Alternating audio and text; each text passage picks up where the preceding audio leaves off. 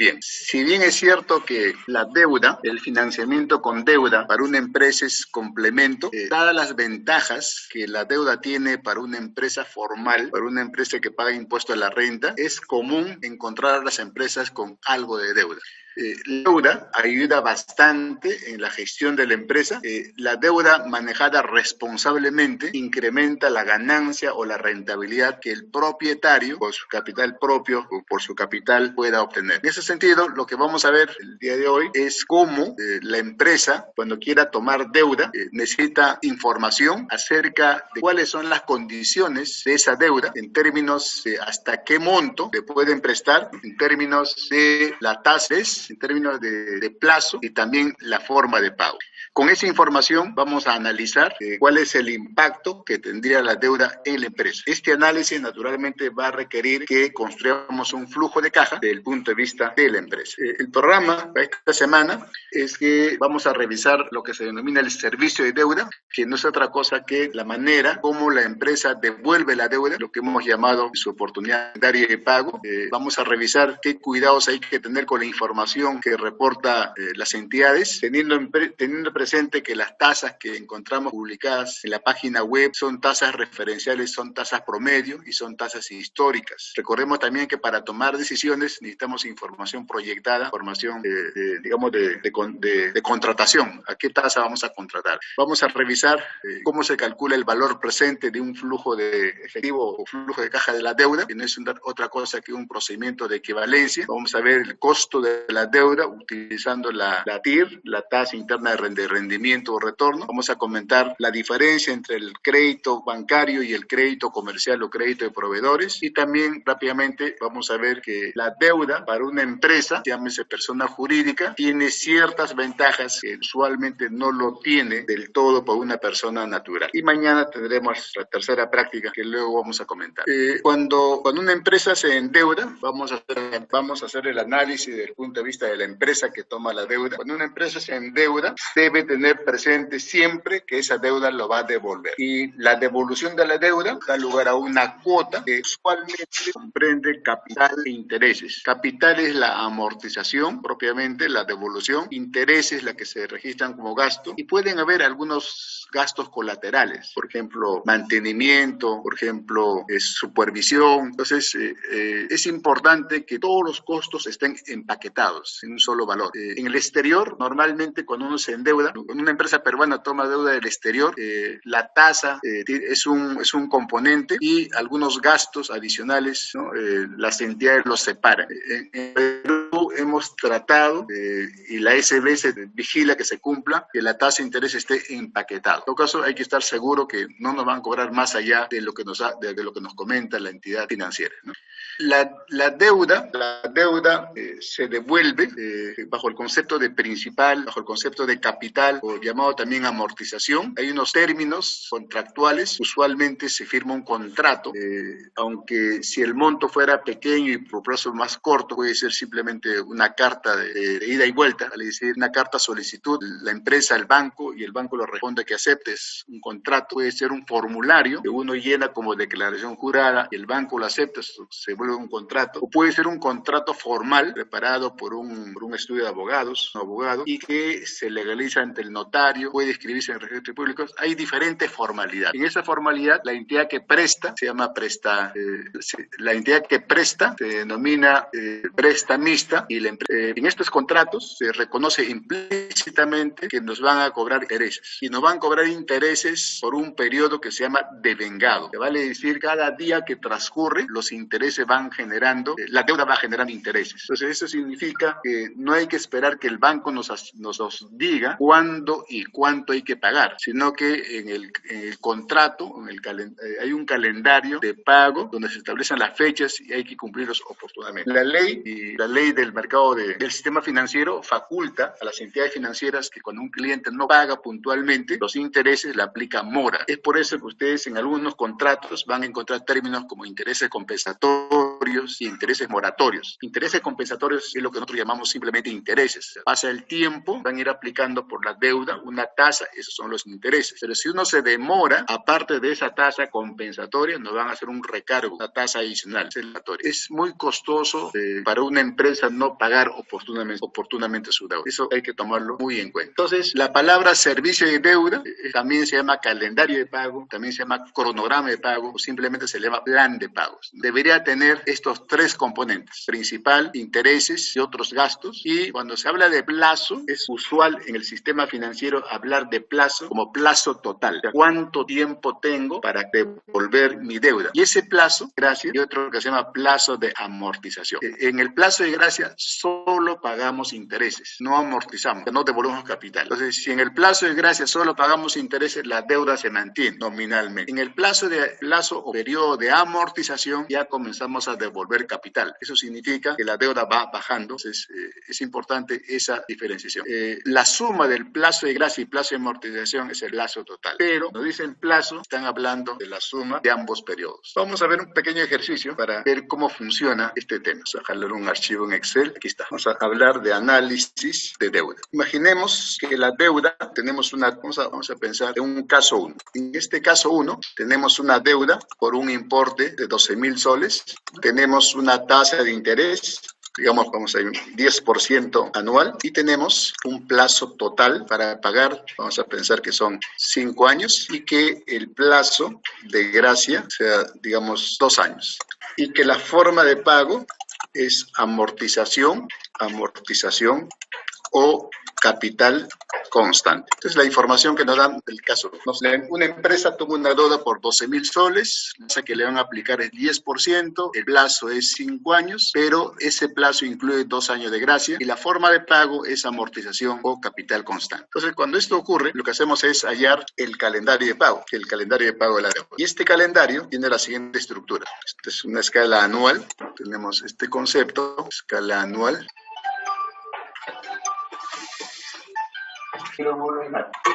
Entonces, el calendario de pago tiene lo que se llama capital, que también se llama principal. Más común el término es amortización. Tenemos los intereses, llamado también gastos financieros. Es un esquema ya estándar. Y la suma de ambos es la cuota total, que prefieren capital más intereses. Y hay una fila que es saldo deudor, que no es otra cosa que la deuda pendiente. ¿Cuánto estamos debiendo? Entonces, este calendario lo mostramos para trabajar y vamos llenando, ¿no? La deuda la deuda con la cual empezamos es 12.000 y tenemos esta información para construir el plazo. Eso significa que no se amortiza, 0, 0. El plazo de amortización, el plazo de gracia es un concepto donde no se paga capital. Ese es el escenario, el modelo base. Entonces uno se pregunta, ¿y cuáles son los intereses? Va a ser 12.000 por 10%, voy a pagar 1.200 de intereses, mi cuota va a ser 1.200 y la deuda va a seguir siendo 12.000. En el plazo de gracia, como solo pagamos intereses a esta deuda, vamos a aplicar los intereses y igualmente la cuota va a ser 1.200 y la deuda sigue siendo 12.000. La característica del periodo de gracia es que como la empresa no paga capital y solo paga intereses, la empresa evita que la deuda suba, pero en su balance sigue apareciendo un pasivo por 12.000, 12.000, 12.000. Eso significa que la empresa no puede tomar más deuda. Si ya tiene un pasivo, la posibilidad de tomar más deuda está acotada. Pero cuando surge el periodo de amortización, esta deuda la va a pagar en lo que resta, o sea, el plazo total menos el plazo de gracia, son 3 años de amortización. Es decir, cada año va a amortizar de la deuda 4.000. Entonces, los intereses, el año 3, como la deuda al finalizar el año 2 era 12.000, al final del año 3 paga 10%, entonces la cuota ya no va a ser 1.200, sino 5.200. Entonces, como la cuota, repito, se paga al final, el año 3 sigo pagando 1.200, pero al finalizar el año 3, la deuda de la empresa se reduce a 8.000. ¿Por qué? Porque se amortizó 4.000. En el año 4, estos 8.000, que es la nueva deuda, van a generar intereses por el 10%, la cuota ahora es 4.800 y mi nueva deuda finalizada el año 4 es 8.000 menos 4.000 y así vamos avanzando. Vamos avanzando. En el último año, mis intereses son 400, la cuota ahora es 4.400 y mi deuda queda está amortizada. Entonces acá ya cancelamos la deuda. Entonces, esta es una manera muy sencilla de ver cómo se mueve el flujo de pagos, ¿no? Este es nuestro flujo de pagos, ¿no? Esta es una fila de control, este es calendario de pago. Ahora vamos a hallar el flujo de caja de la deuda para la empresa que se endeuda. Pues usamos esta misma estructura y tenemos acá el desembolso de la deuda, tenemos el pago de la cuota de la deuda y acá tenemos el flujo neto de la deuda. Entonces, el desembolso es la deuda que la empresa recibe del banco, 12.000, ¿no? Y el flujo, el pago de la deuda es lo que la empresa devuelve al banco, podemos colocarlo así, podemos usarlo positivo, pago significa positivo, pero si hubiera alguna duda, acá le agregamos es menos o acá lo ponemos menos, diferentes maneras, ¿no? Entonces, el flujo neto va a ser desembolso menos pago y ya tenemos el flujo. Entonces, la diferencia entre el flujo de caja y el calendario de pago es que en el calendario de pago está el detalle de la cuota y no diferenciamos si es positivo o negativo. Es pago. Si uno lo señala, es calendario de pago. El hecho de decir que es pago, estamos entendiendo que estos son valores negativos. En cambio, en el flujo de caja ya lo particularizamos. Al ser esto desembolso, es entrada de efectivo para la empresa. Esto, al ser pago, es salida. Por lo tanto, en el flujo neto, ello lo reflejamos. ¿Y qué ventaja tiene este flujo? Podemos hallar la TIR. Recordemos que la TIR es un procedimiento que permite hallar una tasa de interés. ¿Qué tasa de interés? Vamos a hallar primero y luego lo interpretamos. La TIR pide los valores, quitan los valores, nos sale un número. Para saber cuánto es ese número, pues en porcentaje, le damos el porcentaje, vamos a asegurarnos con 2 decimales, y como este flujo es anual, es anual. Entonces la TIR de este flujo resulta ser 10.00 anual, que concuerda con este costo. Entonces uno se pregunta, si me dan esta deuda con esta tasa, ahí yo mi calendario, y luego ese calendario lo analizo con el flujo de caja, ahí yo la TIR, que es aquella tasa que hace posible que estos valores, 1.200, 1.200, 5.000, 4.000, 4.000 negativo, actualizados hoy, o sea, todo esto hallado presente lo traigo al año 0, vienen a ser menos 12.000. Menos 12.000 más 12.000 me da 0. 0 o valor presente. Entonces, cuando eso ocurre, lo puedo validar con la función buscar objetivo. Significa que estos valores que yo estoy pagando al banco, estos valores que la empresa está pagando al banco, tienen en su valor un costo que es el 10% anual. Entonces, para el banco va a ser negocio entregar 12.000 y a cambio recibir 1.200, 1.200, 5.200, 4.800, 4.400. Porque estos montos implican que considera el costo del 10%. Ahora bien, este es el caso 1. Ahora vamos a ver un caso 2 en donde la novedad va a estar acá. Este va a ser el único cambio. La forma de pago ya no va a ser amortización, sino va a ser cuota total constante. Recordemos que la palabra cuota es suficiente. Cuando escuchemos la palabra cuota es el total, salvo que nos digan lo contrario. Entonces, ¿cómo cambia este calendario? El plazo de gracia no ha cambiado. Lo que cambia es estos valores. Estos valores ya no van a ser diferentes, sino van a ser iguales. Entonces tenemos una deuda P, podemos hallar A constante, son 3 periodos. Ven acá, este es como si fuera 1, 2, son 3 años, es una escala imaginaria, que aquí lo estamos visualizando.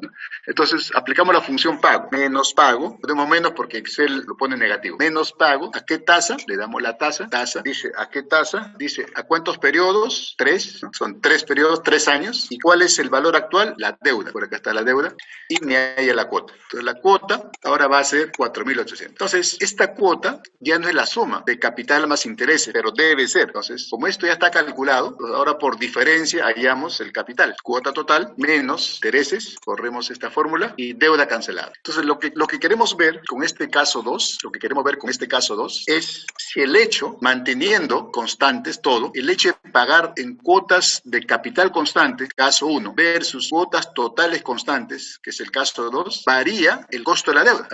Verificamos los importes y la sorpresa es que sale costando lo mismo. Entonces, la primera conclusión que podemos dar es que la forma de pagar la deuda, y hay diferentes maneras, no altera el costo. ¿Cuáles son esas maneras? Vamos a ver acá. ¿Cuáles son esas maneras de pagar la deuda? Nosotros podemos pagar la deuda solo intereses, por lo tanto la deuda se mantiene y al final amortizamos la capital. Es una manera. Otra manera, no pagamos nada, al final pagamos todo. Pero ese todo significa que por cada año que yo dejo de pagar, pagar, o por cada mes que dejo de pagar, los intereses devengados, o corridos, o generados, van a generar más intereses y el monto va a ser mayor. Pero es una posibilidad. La siguiente posibilidad es que el total, la cuota total, la suma de capital más interés sea constante.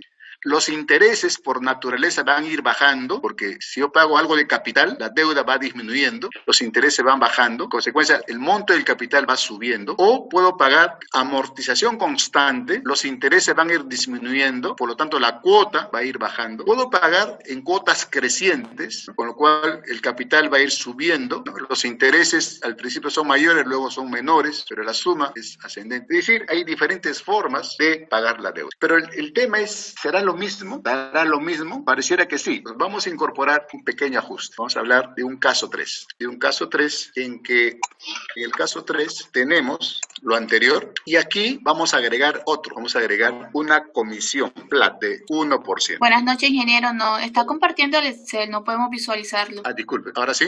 Sí, ingeniero, gracias. Disculpe. Entonces, en el caso 3, lo que estamos haciendo es incorporar esta variable. Pues en el caso 2, tenemos la deuda, tenemos la tasa de interés, el plazo total, el plazo de gracia, la forma de pago, y salía el calendario. Ahora vamos a incorporar una comisión flat que es 1% de la deuda original o inicial. El término flat es un término inglés que se ha quedado en el Perú como algo usual. Significa por una sola vez. Entonces, muchas entidades, usualmente cuando son créditos grandes, por montos grandes, cobran una comisión, pero por una sola vez. Puede ser 0.05, puede ser 0.5, 0.25, 1. No he visto casos que sean mayores, ¿no?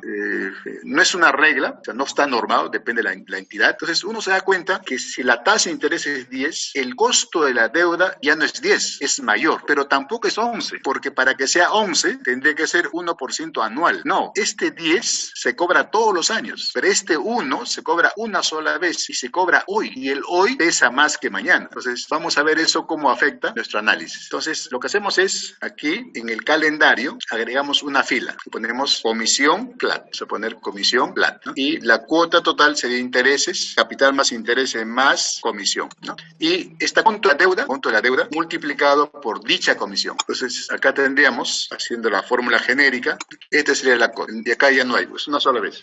Obviamente, cabe la posibilidad que esta comisión sea anual, que puede ser constante o puede ser variable. Cabe la posibilidad, y eso ocurre con créditos internacionales, que haya un flat y un gasto anual. Ok, pero esta fila nos ayuda a incorporar esos colaterales. Colateral significa lo adicional a la tasa de interés. Entonces, este es nuestro calendario, vamos a adecuar la fórmula, le sumamos esto. En el caso que se presentara, a ver, algo pasó acá, sería acá sería más este 0, más este 0, y ya está incorporado. Vamos a ver qué pasa con el flujo de caja, que estaría jalando esto, jalamos esto, y la interpretación es que en el caso 3, la empresa presta 12.000, pero en el banco le presta a la empresa 12.000, pero le cobra una comisión, por lo tanto recibe la empresa solo 11.880. Entonces el costo de la deuda ya no es 10, es 10,32. ¿Quién motivó a que tengamos este incremento? A partir de la pantalla, vamos a ver quién motivó. Estamos en el caso 3, esta comisión.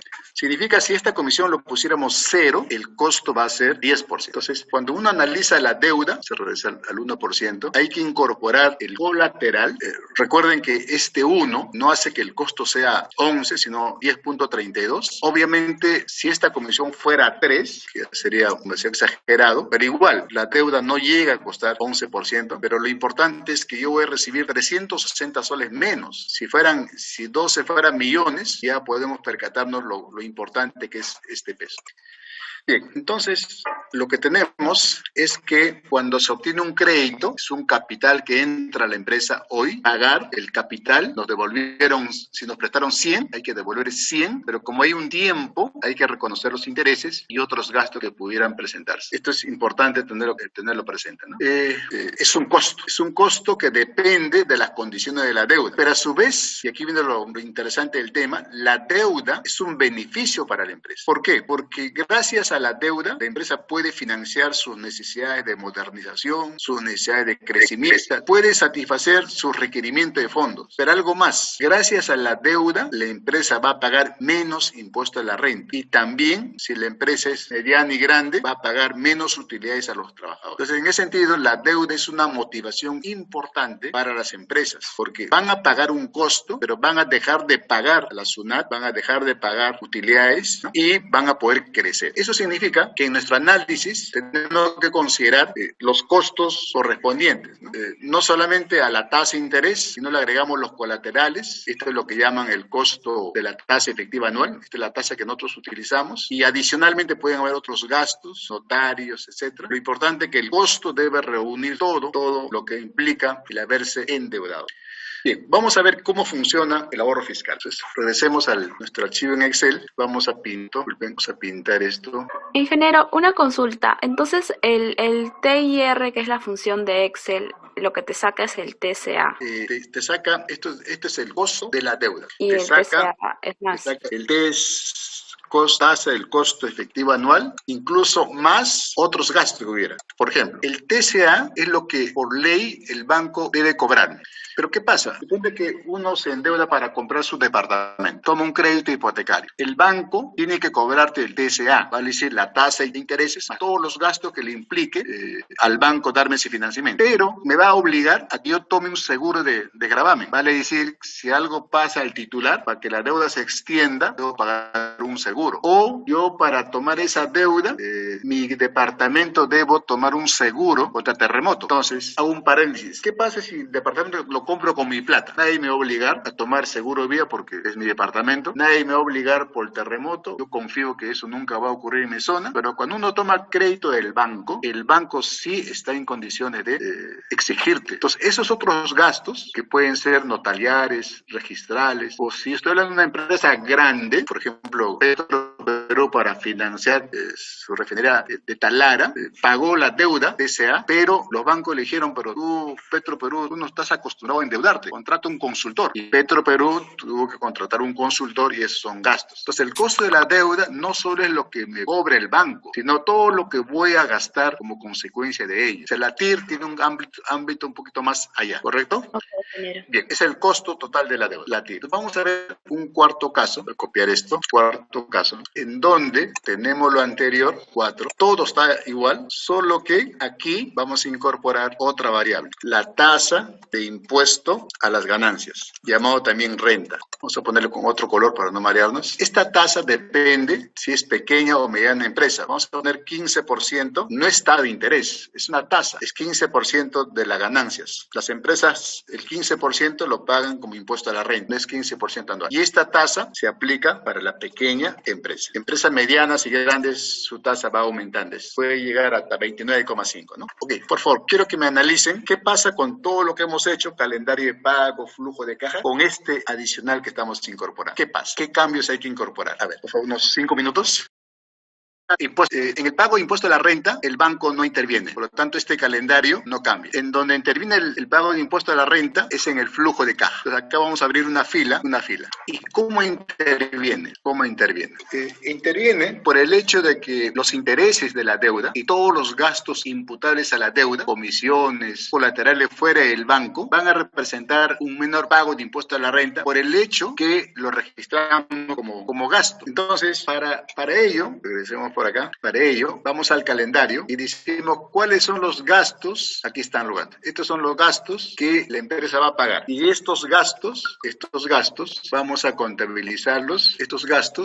contabilizarlos, como uno solo. Entonces, por estos intereses y por esta comisión, la empresa en su contabilidad lo va a registrar como gastos y por lo tanto va a declarar menos impuestos. Claro, si ustedes se imaginan el estado de resultados, por la deuda, la utilidad va a ser menos y al ser menos la utilidad, el impuesto a la renta va a ser también menos. Entonces, ese beneficio hay que reconocerlo acá. ¿Cómo? Más el ahorro fiscal. ¿Qué significa el ahorro fiscal? Vamos a ponerlo por acá. El ahorro fiscal significa que empresa paga menos impuesto a ganancias y también menos utilidades a trabajadores cuando corresponda. La empresa paga menos impuesto a ganancias, y también menos utilidades de trabajadores porque los gastos se deducen de la base imponible. ¿Y qué es la base imponible? El monto sobre el cual vamos a pagar el impuesto. Entonces, si en el año cero tenemos este gasto, el 15% de este gasto, acá, el 15% de ese gasto va a representar un beneficio. Y así, para cada uno. El 15%. Entonces aquí el gasto es mayor, pero estoy mal. Disculpen, que tiene un pequeño lapsus. Disculpen. El ahorro fiscal es de estos gastos de acá. Entonces la fórmula tiene que ser así. Paréntesis, intereses más comisión. A eso recién lo multiplico por esta celda. No voy a fijar la celda porque estoy copiando los valores, ¿no? Entonces sería esto por 15. Ahora sí voy a copiar y luego lo adecuo. Es E70, E70, este es E70, E70, este es E70. Entonces, ¿cómo está saliendo esto? Vamos a verificar, ¿no? Es la suma de estos dos por el 15%. Ok, entonces vamos a adecuar este flujo. Este flujo va a ser ahora, la empresa recibe el préstamo, paga la deuda y más se beneficia por el ahorro porque deja de pagar. Si la parte del ingreso disminuye, el flujo, que es el saldo, aumenta. Y notemos, esto baja sustancialmente. Vamos a validar. A ver, estamos en el caso 4. Si nosotros pensáramos que la empresa no paga impuesto a la renta, 0, y no hay comisión flat, 0, llegamos al 10%. O sea, si una empresa pacta una tasa de interés del 10% y no hay comisión flat y no paga impuesto a la renta, entonces la deuda le sale costando 10%. Pero si hay una comisión flat, 1%, la deuda se eleva. Pero gracias al beneficio de los intereses para pagar menos impuesto a la renta, la deuda sale costando 7,6%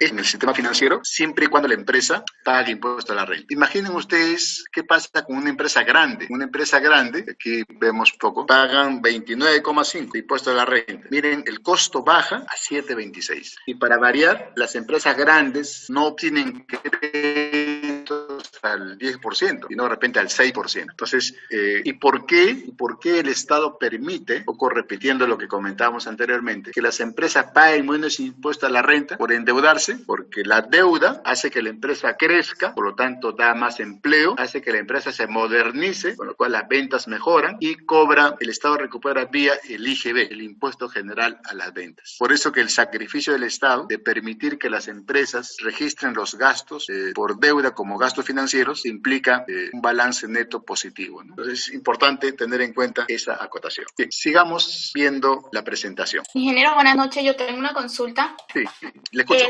¿A qué se refiere usted cuando dice que reconoce utilidad a los trabajadores? La prima. A ver, vamos a ver un ratito. La tasa de impuesto a la renta o impuesto a la ganancia. Ingeniero, estamos viendo la PPT. A ver, vamos a ver, disculpe. Ahora sí.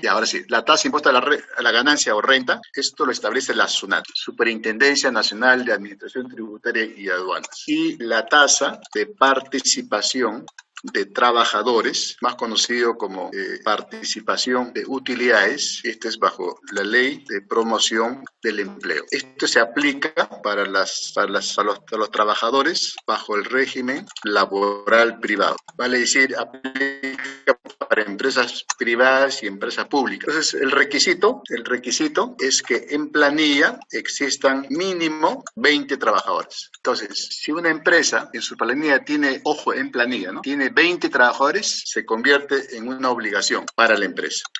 Hay empresas que tienen menos de 20 trabajadores y por parte de su política de responsabilidad social pueden entregar utilidades a los trabajadores. En otras palabras, ¿qué ocurre? Que el propietario ganancias con trabajadores, ya sea por mandato legal, ya sea por voluntad. Este es muy diferente al bono por desempeño, al bono por productividad. No, esto primero tiene que haber ganancias, ¿no? Entonces, las tasas Por ejemplo, en la industria es 10%. En los bancos es 5%. En la minería es 8%. No es igual para todos los sectores. Entonces, esa es la gran característica. Noten ustedes que tiene que haber ganancia. La gran característica es que esta participación de utilidades a trabajadores, SUNAT lo permite como gasto. Es decir, cuando la empresa reparte utilidades a sus trabajadores, ese monto cuesta la renta, sino que lo recibe el trabajador. Por eso que para la empresa es un beneficio repartir utilidades a sus trabajadores, ¿no? Okay, ese es el tema de participación. Y ahora si pasemos a la presentación, continuemos.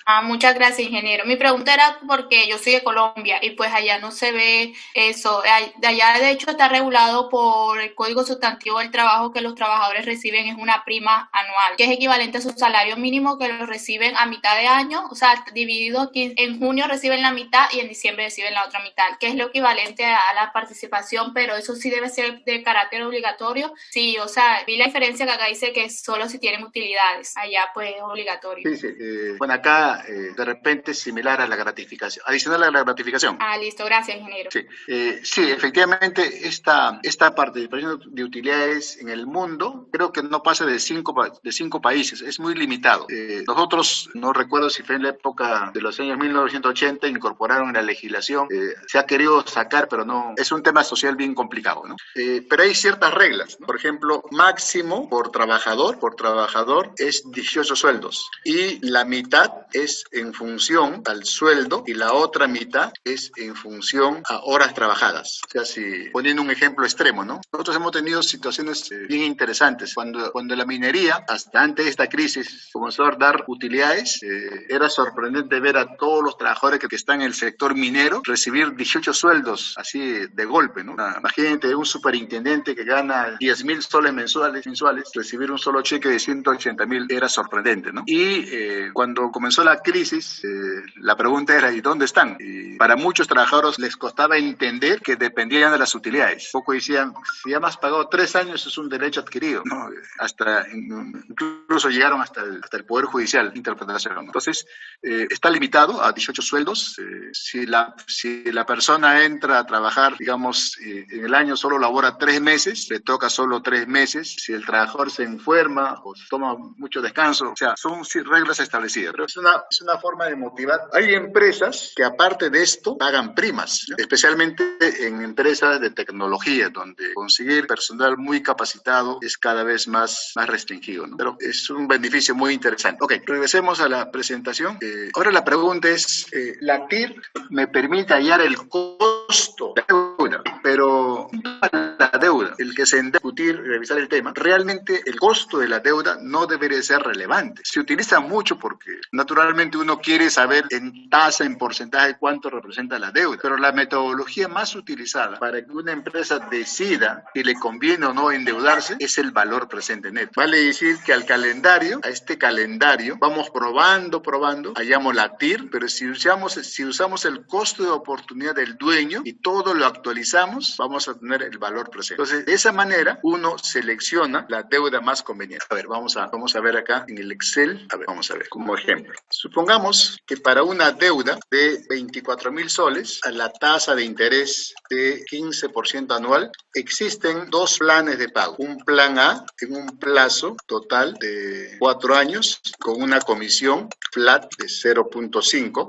Un plan B en un plazo también de 4 años que incluye 2 años de gracia y comisiones anuales de, vamos a poner, 250 soles por año. Y que la tasa de impuesto a las ganancias es 15% y que el costo de oportunidad del propietario de la empresa es, vamos a pensar que sea 18% anual. Por favor, para que no se confunda con este 15, acá vamos a poner 14%. Disculpe. Entonces nos preguntan, ¿cuál de los 2 planes es conveniente? Ok, entonces, primero, como propuesta de solución, le planteo lo siguiente. Primero, determinen el costo neto de la deuda. Ustedes me dirán, pero ¿cuál es el costo neto de la deuda? El costo neto de la deuda, permítame regresar arriba, el costo neto de la deuda es esta. Esa es costo neto de la deuda, que no es otra cosa que el costo de la deuda, incluyendo el beneficio del ahorro fiscal. El costo de la deuda es sin tomar en cuenta el beneficio del ahorro fiscal. Si lo tomamos en cuenta, aparece el costo neto. Más aún, cuando ustedes escuchen del costo de la deuda, y si la empresa paga impuesto a la renta, implícitamente el costo de la deuda es el costo neto. ¿No? Que muchas veces por darle más relevancia, neto significa ya considerando el beneficio. Entonces,